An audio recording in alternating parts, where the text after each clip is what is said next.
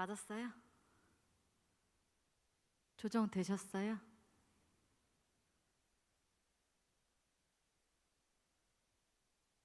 찬송가 569장 함께 찬송 부르시겠습니다. 찬송가 569장입니다. 선한 목자 되신 우리 주 항상 인도하시고 푸른 풀밭 좋은 곳에서 우리 먹여주소서. 선한 목자 구세주여 항상 인도하소서. 선한 목자 구세주여 항상 인도하소서. 양의 문이 되신 예수여 우리 영접하시고 길을 잃은 양의 무리를 항상 인도하소서. 선한 목자 구세주여 기도 들어주소서.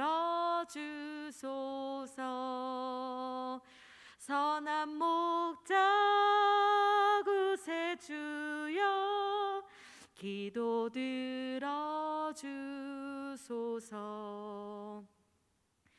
흠이 많고 약한 우리를 용납하여 주시고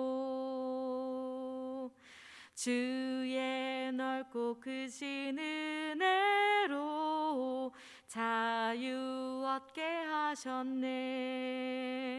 선한 목자 구세주여 지금 나아갑니다.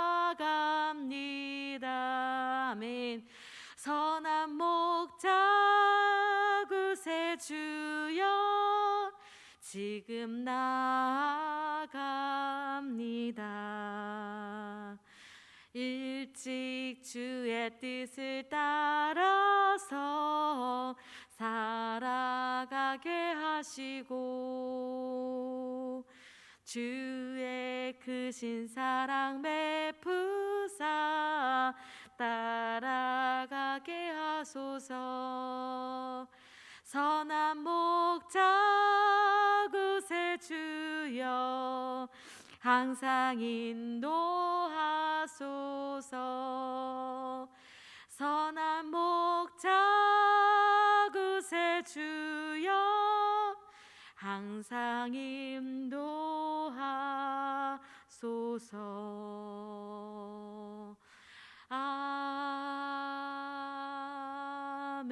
아멘. 아멘. 이 시간에 찬송가 한 장 더 하시겠습니다. 찬송가 570장입니다. 찬송가 570장 함께 찬송 부르시겠습니다. 주는 나를 기르시는 목자요 나는 주님의 귀한 어린 양. 푸른 풀밭 맑은 시냇물가로 나를 늘 인도하여 주신다. 주는 나의 좋은 목자 나는 그의 어린 양. 저를 따라 꼴을 먹여주시니 내게 부족함 전혀 없어라. 예쁜 새들 노래하는 아침과 노을 비끼는 고운 황혼에 사랑하는 나의 목자 음성이 나를 언제나 불러주신다. 주는 나의 좋은 목자 나는 그의 어린 양. 저를 따라 꼴을 먹여 주시니 내게 부족함 전혀 없어라. 못된 짐승 나를 해치 못하고 거친 비바람 상치 못하리. 나의 주님 강한 손을 펼치사 나를 주야로 지켜주신다. 주는 나의 좋은 목자 나는 그의 어린 양.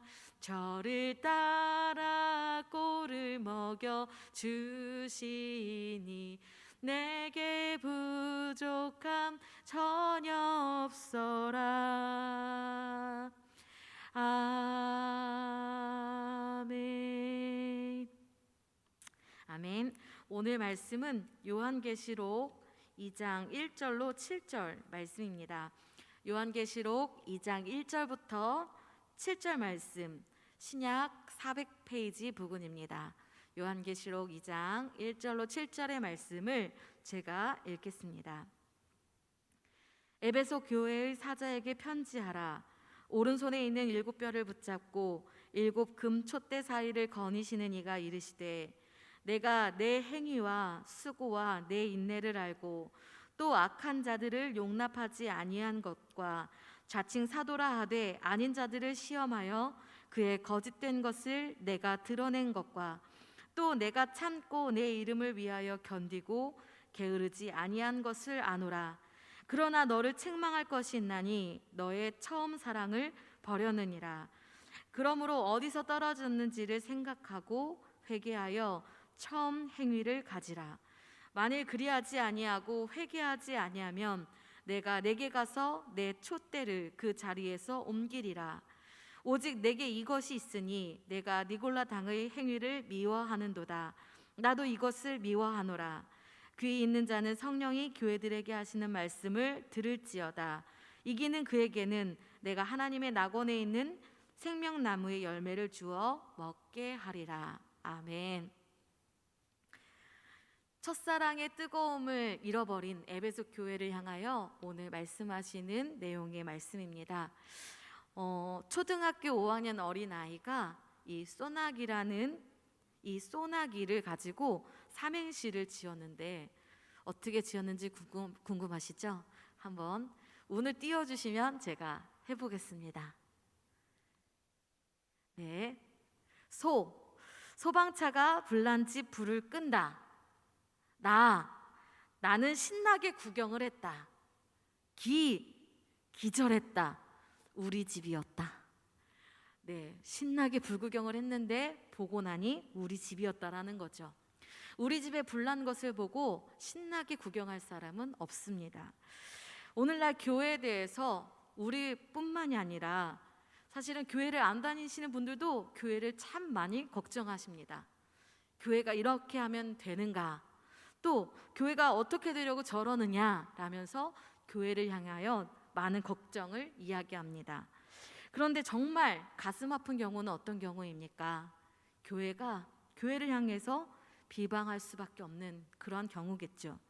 왜 교회가 이제는 이렇게 되었을까라는 생각들을 할 때 오늘날 교회를 향하여 우리가 무엇을 고민하고 또 하나님께서는 교회를 향하여 어떠한 말씀을 하고 계시는지를 이 수요 성경 강해를 통해서 8번의 시간을 통하여 이 7교회, 특별히 요한계시록에는 이 7교회를 향하여 주신 말씀을 통해 오늘날 교회가 무엇을 고민하고 또 무엇을 향하여 말씀을 통해 무엇으로 나아가야 하는지를 함께 기도하며 말씀을 통하여 깨닫게 되는 우리 모두가 되길 원하고, 이 말씀대로 행할 때 이 작전동 교회를 통해서 하나님께서 정말 놀랍게 사용하시는 교회로서의 역할을, 사명을 감당하게 되기를 소망합니다.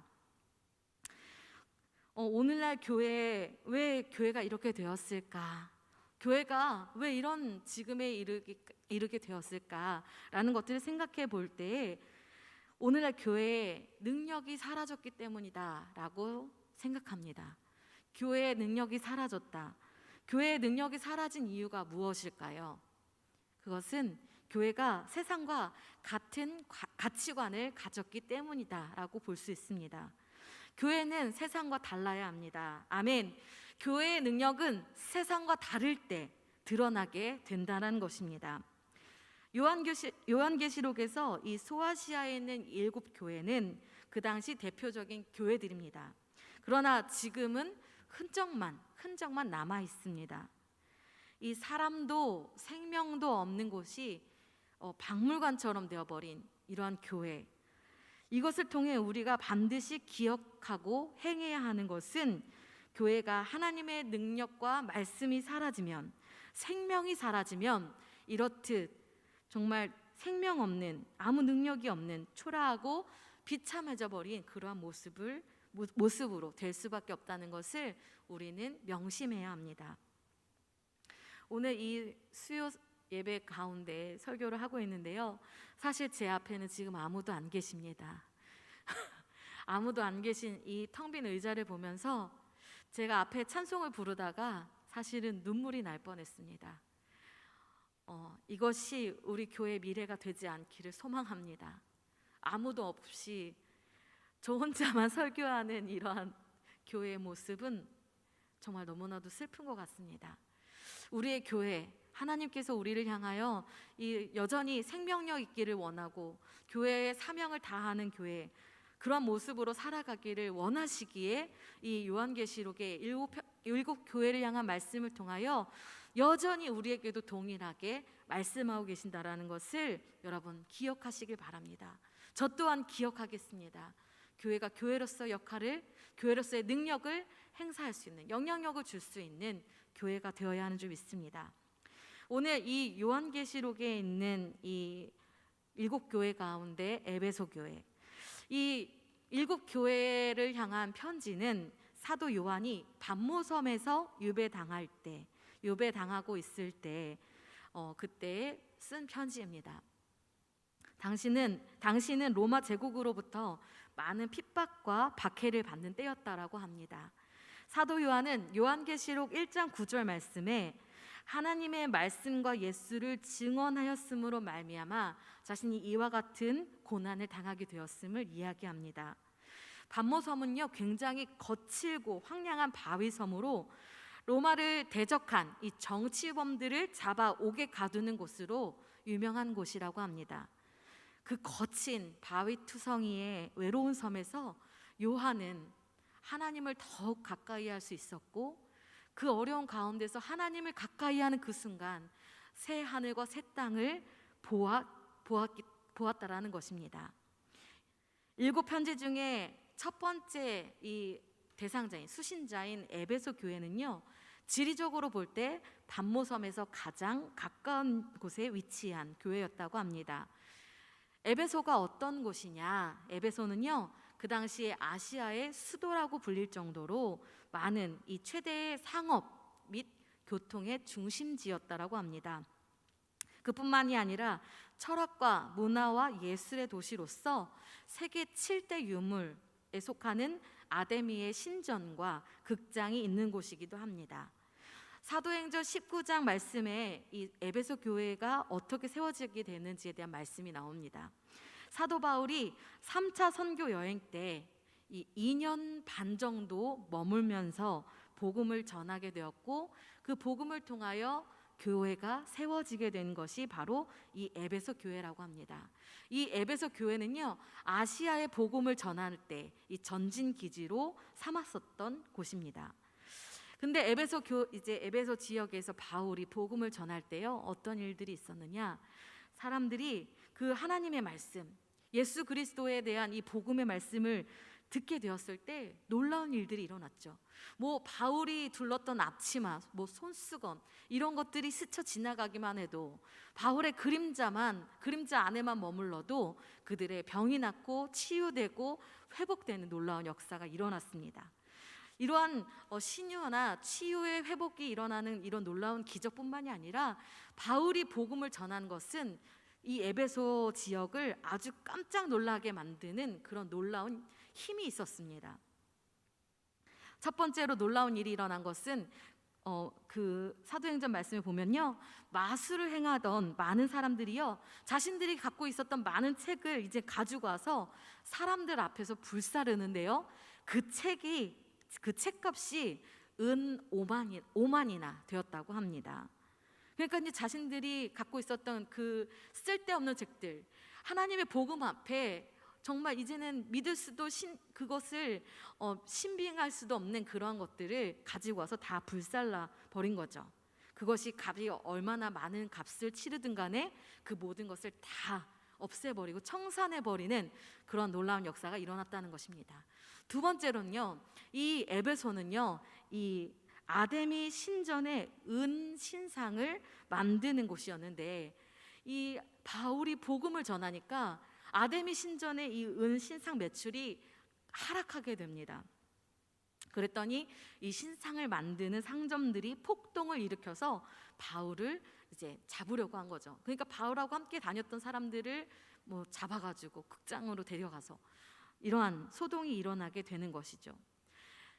이 말씀을 읽는데 참 예수님을 믿는 사람이 한 사람이 그 에베소 지역에 들어갔는데 그 사람이 복음을 전할 때 이러한 놀라운 일들이 일어났다라는 것입니다.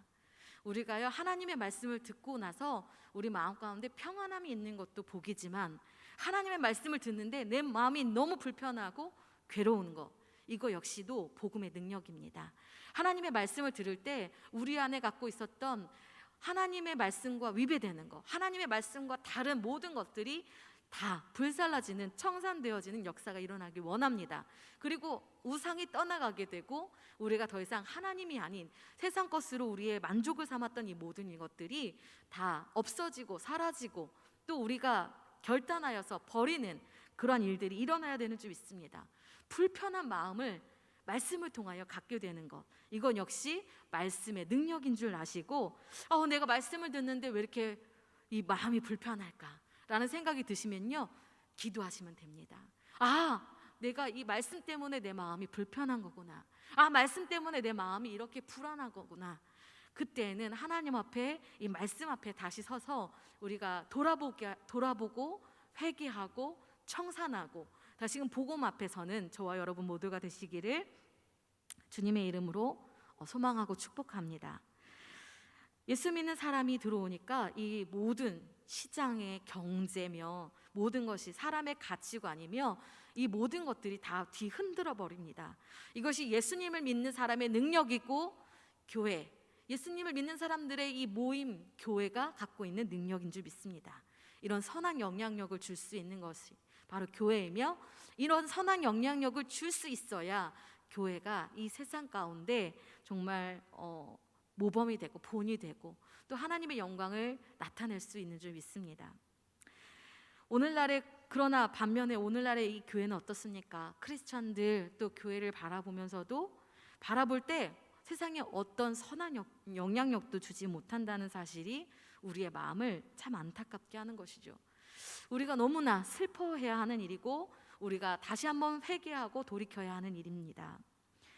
사도 요한은요, 에베소 교회에 편지하면서 자신이 왜 편지를 쓰는지에 대해서 1장에서 소개하는데, 이 편지를 쓰게 하신 분이 누구냐? 이런 분이죠. 요한계시록 1장 13절부터 16절 말씀입니다.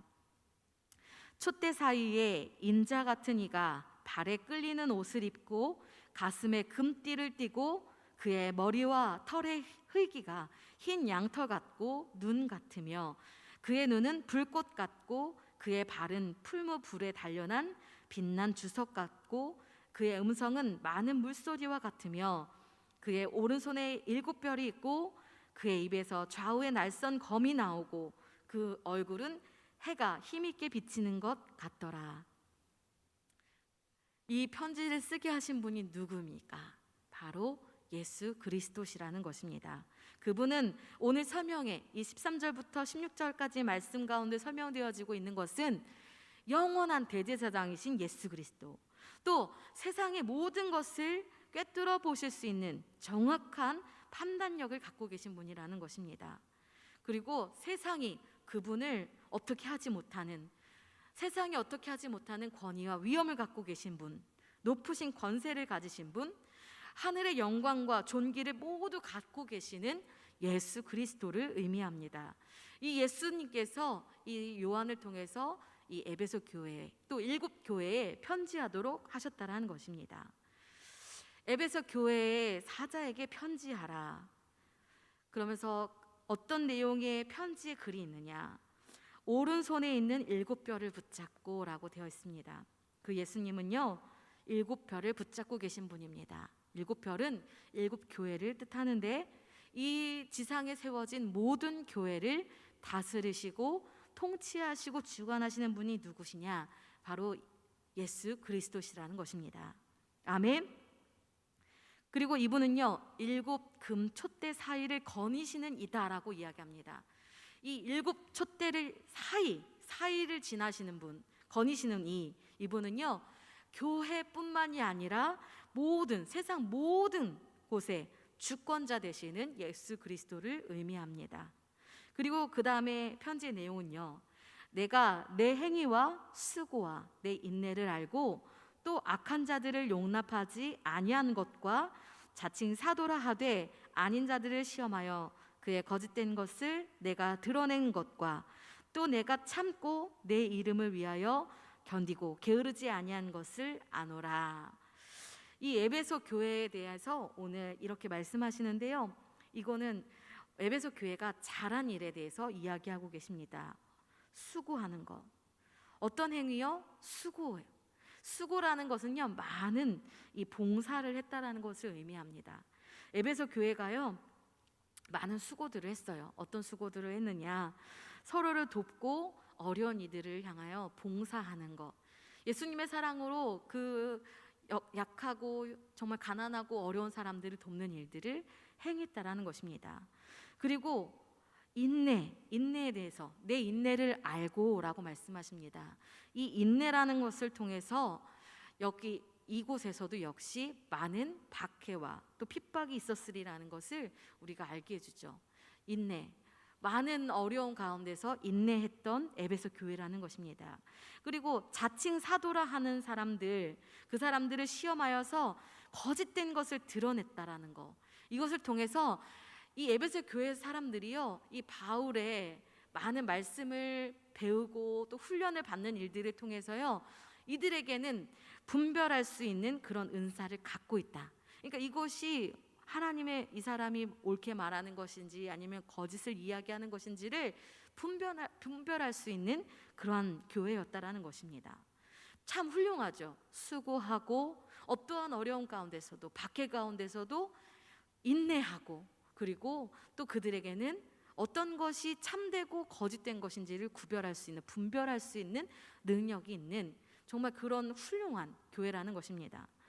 그런데 이런 칭찬만 들을 만한 교회였으면 좋을 텐데, 오늘 그 이어서 이야기하시는 것은 책망할 것이 있다라고 말씀하십니다. 에베소 교회에 책망할 것이 있나니 어떤 것이냐? 너의 처음 사랑을 버렸다라는 것입니다. 여전히 수고하고 있습니다. 여전히 인내하죠. 또 여전히 분별할 수 있는 능력이 있다라는 것입니다. 그런데 예수님께서 에베소 교회를 책망하시는데 그 이유가 무엇이냐? 처음 사랑을 버렸다라는 것입니다. 처음 사랑을 버렸어요. 처음 사랑을 잊어버리고 타성에 젖어버린 교회를 향한 하나님의 예수 그리스도의 책망이 있다라는 것입니다. 나도 모르는 사이에 이제는 은혜가 되었던 찬송, 또 도전을 주었던 말씀들이 그저 생명력 없는 박제가 되어버린 찬양이고 말씀이 되어버린, 그래서 본질은 사라지고 껍데기만 남아버린 그리스도인, 그러한 교회의 성도를 이야기하는 거죠. 모양은 있는데 내용은 없는 위선적인 모습이 되어버린 것입니다. 마치 이런 비유를 이야기하면 좋을 것 같은데요, 사랑하는 남자와 여자가 만나서 결혼을 하죠. 정말 사랑하기 때문에 결혼하는 거 아닙니까? 사랑해서 결혼했는데 결혼 생활을 유지하는 동안에 어떻습니까? 처음 사랑을 잊어버리게 됩니다. 그리고 어때요? 그저 의문만 남아버린, 내가 저 사람의 아내이니까, 내가 저 사람의 남편이니까 그저 남편으로서의 의무만 다하게 되어버리는 그러한 모습. 남편도 아내도 처음 사랑을 늘 기억한다면 정말 용서하지 못할 게 없지 않을까요? 미운 모습, 미운 행동을 하더라도 그것이 사랑스럽지 않을까요? 처음 사랑할 때 그 사람이 어떤 모습을 하든 어떤 약함에 있든 모든 것이 사랑스럽고 모든 것이 좋았을 때가 있었지 않았습니까? 그런데 지금은 그저 껍데기만 남아버린 남편과 아내, 그런 사이가 되어버린 그런 가정이 있다면 너무나 슬픈 일이죠. 우리는 오늘의 나를 사랑하는 남편이 되고 아내가 되어야 하는 줄 믿습니다. 오늘의 나를 사랑하시는 하나님, 그 하나님께 오늘 나도, 오늘의 내가 하나님을 여전히 사랑하는, 첫사랑과 지금의 사랑이 늘 한결같이 사랑할 수 있다면 얼마나 좋겠습니까? 그 사랑을 유지하고 또 그 사랑을 매일매일 정말 새롭게 행할 수 있는 우리 모두가 되면 너무나 좋은 모습이 될 것 같습니다. 이 첫사랑을 잃어버렸다라고, 첫사랑을 버렸다라고 말씀하시는데, 그 다음에 어떻게 하면 첫사랑을 회복할 수 있는지에 대해서도 예수님께서 말씀해 주십니다. 첫사랑을 어떻게 회복하느냐? 첫 번째는요, 그러므로 어디서 떨어졌는지를 생각하라 라고 말씀하십니다. 어디서 떨어졌는지, 내가 믿음이 지금처럼 바닥을 치게 된 때가 내가 언제였지? 내가 어디서 그런 거지? 내가 왜 지금의 믿음에 이렇게 바닥을 치는 상황까지 온 거지? 라고 그것을 생각하라는 것입니다. 내가 왜 지금 이렇게 첫사랑을 잊어버리고 빈 껍데기 그리스도인, 빈 껍데기인 교회인으로만 남았을까? 내가 어디부터, 내가 언제부터 잘못된 것일까? 이런 것들을 한번 추측해서 따져 가보는 거죠. 그리고서는 어떻게 합니까? 회개하여, 아멘, 회개하라는 것입니다. 내가 어디서 그 믿음이 떨어졌는지, 내가 어디서 떨어뜨렸는지를 생각하고 그것을 깨닫게 되면 어떻게 해야 됩니까? 회개해야 하는 것입니다. 하나님께서 기뻐하시지 않는 지금의 자리, 믿음이 바닥을 치는 지금의 자리, 첫사랑을 버린 지금의 이 자리를 어디로 돌이키는 것입니까? 다시 하나님께서 기뻐하시는 복된 자리, 하나님께서 기뻐하시는, 여전히 오늘도 나와 하나님이 사랑의 관계로 나아가는 그러한 관계 가운데로 나아갈 수 있는 자리로 돌아가는 것, 그것이 회개라는 것입니다. 그리고 세 번째로는 처음 행위를 가지라. 주님이 원하시는 삶을 살아가야 되는 것입니다. 내가 이제 하나님께서 기뻐하시는, 주님이 기뻐하시는 자리로 돌아갔다면 그 사랑이 정말 회복되는, 그 사랑의 행위로 다시금 우리가 가질 수 있는 그러한 삶을 살라라고 말씀하시는 것입니다. 저는 고등학교 3학년 때 피아노 입시를 앞두고 준비하면서 정말 인생의 최대로 어려운 고비를 겪었던 것 같습니다. 여러 대학에서 시험을 보면서요, 이런 실수 저런 실수하고 이제 마지막 한 학교를 남겨두고 있는 상황인데, 이것도 잘못되면 제가 이제 정말 큰일 나게 된 거죠. 그러니까요, 어린 마음에 진짜 도망만 가고 싶더라고요. 꿈만 꾸면 어디론가 도망가는 꿈을 꿉니다. 그런데 그런 저에게 진짜 더 이상 힘도 낼 수가 없고 두려움만 가득한 저에게 어느 날 저에게 주신 말씀이 이사야 43장 1절의 말씀입니다. 야곱아, 너를 창조하신 여호와께서 지금 말씀하시느니라. 이스라엘아, 너를 지으신 이가 말씀하시느니라. 너는 두려워하지 말라. 내가 너를 구속하였고 내가 너를 지명하여 불렀나니 너는 내 것이라. 이 말씀을 읽는데요, 와, 좋은 말씀이다, 이런 게 아니었어요. 그 말씀이 제 머리에 콱 박혀버렸어요. 너는 내 것이라라는 이 말씀에 제 머리가 팍 맞은 것 같았어요. 그런데요, 그 말씀이 제 안에 팍 박혔는데 두려움이 사라지는 거예요. 어떤 것도 두렵지 않는 거예요. 왜요? 제가 하나님 것이라니까요. 하나님께서 저에게 말씀하실 때 너는 내 것이라고 말씀해 주셨어요. 그러니까 이 모든 일들이 내가 책임질 일도 아니고 내가 두려워할 일도 아닌 거더라는 거죠. 그래서 정말 자신감 있게 마지막 시험을 잘 치를 수 있었습니다. 그리고선 그 이후마다 이 말씀은 제가 힘이 들고 어려울 때마다 누군가의 설교를 통해서, 아니면 묵상하는 가운데서, 아니면 찬양하는 가운데서, 찬양의 가사에도 이 말씀이 있거든요. 이 말씀이 들어있는 찬양, 그 찬양을 들을 때도 내가 너를 지명하여 불렀나니 너는 내 것이라, 이 말씀만 들으면요 제가 눈물이 납니다. 지금도 눈물이 나요. 어려운 순간 왜 없겠습니까? 저도 첫사랑을 잊어버린 듯, 정말 하나님과의 관계가 모두 끊어진 듯 어렵고 저 자신만 바라보고 두려워하고 힘들 때가 있습니다. 그때 너무너무 좋았었지만 또 살면서 두려운 마음이 들 때가 있습니다. 그때마다 이 말씀, 너는 내 것이라, 내가 너를 지명하여 불렀나니 너는 내 것이라, 이 말씀이 다시금 저에게 다시금 용기를 내게 하시고 다시금 힘을 얻게 하신다라는 것입니다. 이런 말씀들이 우리 성도님들 가운데도 한 가지씩 다 있으시죠? 있으시라고 저는 믿습니다. 그 말씀이 우리를 다시 그때를 생각나게 하고 기억하게 하고, 그래 맞아, 내가 이렇게 두려워하면 안 되지, 하나님 잘못했습니다, 제가 하나님을 온전히 믿지 못해서 두려운 마음 가운데 있는 것을 용서해 주십시오, 저의 믿음 없음을 용서해 주십시오 라고 회개하며 다시금 담대한 마음을 갖게 되는 거죠. 아, 나는 하나님의 것이야. 두려워하는 마음들이 사라지게 되는 것이죠. 우리 성도님들께서도 그 처음 사랑을 잃어버리셨습니까? 그 첫사랑을 버리셨습니까? 다시 생각하시고 다시 회개하시고 다시 처음 행위를 갖는 저와 여러분 모두가 되시기를 소망합니다. 그런데요, 오늘 이 말씀 끝까지 들어야 되는데 이렇게 말씀하십니다. 만일 그리하지 아니하고 회개하지 아니하면 내가 내게 가서 내 촛대를 그 자리에서 옮기리라. 첫사랑을 회복하는 것은요, 우리가 해도 되고 하지 않아도 되는 선택이 아니라는 것입니다. 우리가요 반드시 행해야 하는 것입니다. 그것을 행하지 않으면 이 촛대를 옮겨버리는 것이죠.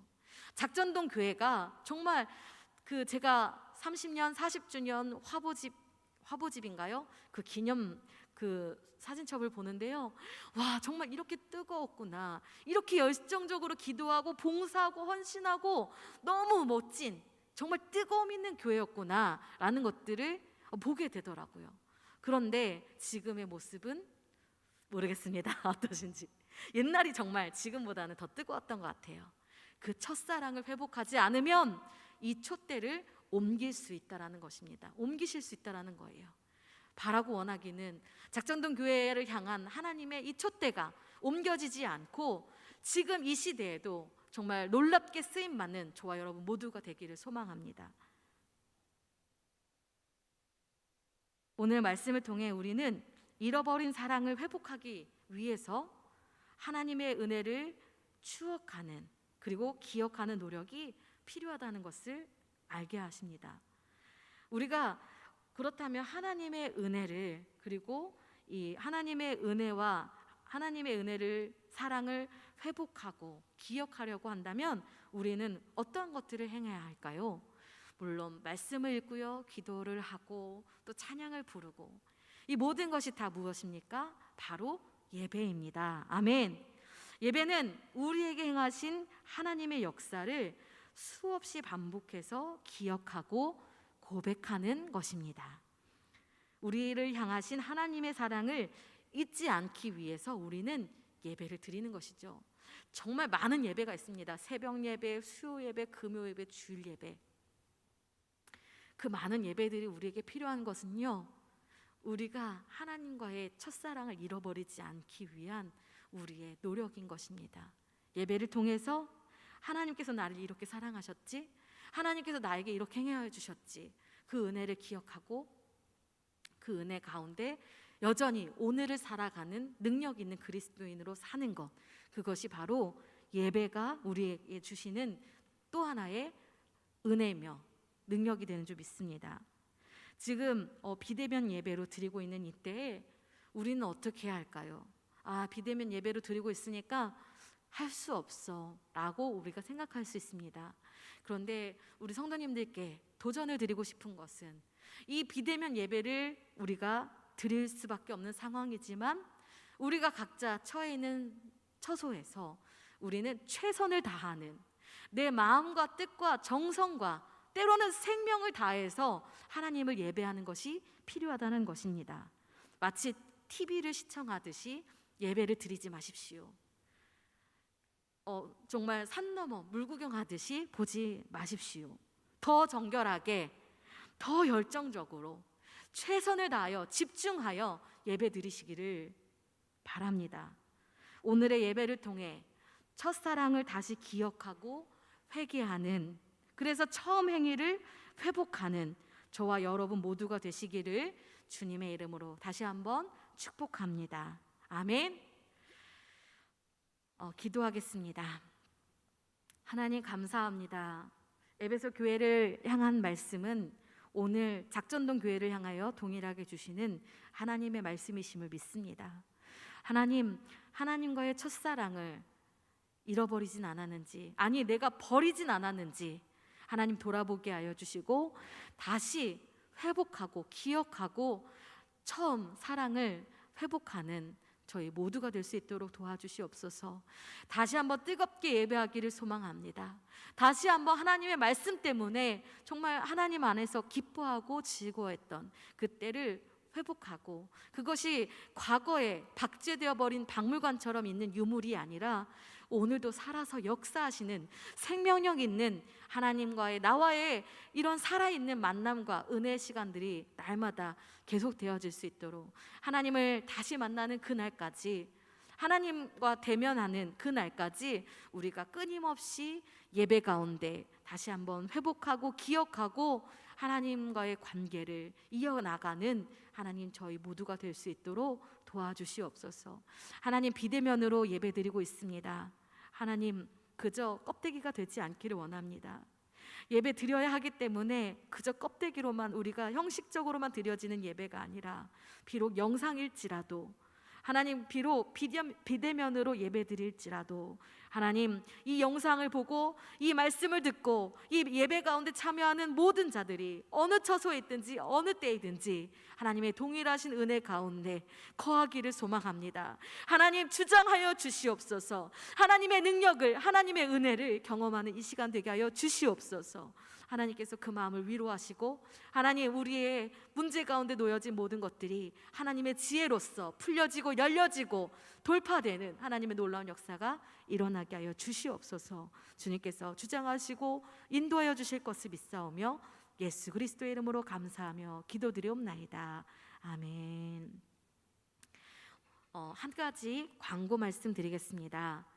저희가 주일 예배를 이제 드리게 되는데, 주일 예배가 저희가 주일 공회 예배 1부, 2부, 그 다음에 주일 오후 예배를 드리잖아요. 그런데 지금 이 스텝으로 함께 하실 수 있는 인원이 있어서 그 인원이 20명까지 된다고 합니다. 그래서 어떻게 예배를 드리느냐 잘 기억하십시오. 잘 들으십시오.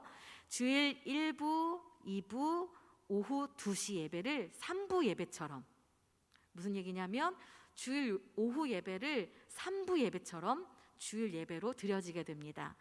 1부는요 1부에 20명, 그리고 2부에 20명, 그리고 오후 2시에 드리는 3부 예배에 20명, 이렇게 인원이 드릴 수 있게 되셔서 20명씩 이제 전도사님께서 연락을 드리실 텐데, 그때 내가 어느 예배에 참석하겠습니다 라고 알려주시면 저희가 그 방역수칙에 준수하여서 이 모든 예배들이 진행될 수 있도록 준비하겠습니다. 기도하면서 우리 성도님들께서도 기도하시면서 준비해 주시기를 바랍니다. 이러한 일들을 통해서 사단이 틈타지 못하도록 우리 성도님들께서 함께 기도해 주시고 준비해 주시기를 부탁드립니다. 이 시간 주기도문 하심으로 모든 예배를 마치겠습니다. 하늘에 계신 우리 아버지여, 이름이 거룩히 여김을 받으시오며 나라가 임하시오며 뜻이 하늘에서 이루어진 것 같이 땅에서도 이루어지이다. 오늘 우리에게 일용할 양식을 주시옵고 우리가 우리에게 죄 지은 자를 사하여 준 것 같이 우리 죄를 사하여 주시옵고 우리를 시험에 들게 하지 마시옵고 다만 악에서 구하시옵소서. 대개 나라와 권세와 영광이 아버지께 영원히 있사옵나이다. 아멘.